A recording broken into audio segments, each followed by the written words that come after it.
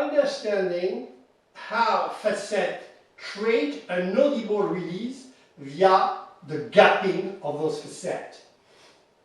So facet separation is basically two articular surfaces, which are one covering the other, and suddenly you put them apart. And that motion creates a noise. Now, the first rule for an audible release is basically to have a complete superposition of the facet. And we call that coaptation. If I have a full coaptation of my palm, I can create a noise. If I have a partial coaptation of my palm, I cannot create a noise. So, to have an audible release, full coaptation of those facets. The second thing, obviously, is the position, the anatomy of the facet.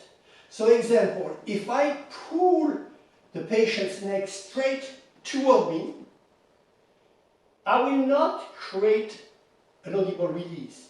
And the main reason is the orientation of the facet is oblique. So I will have a sliding of one facet over the other one. That sliding will stretch the ligament, but it will not create a real facet separation. It will create a sliding between two facets. If the thrust is strong enough between the occiput and the atlas, the facet being more horizontal, I may have a cavitation. But on the lower cervical, I will not have a cavitation. So in an adjustment, basically we will have what we call a gapping.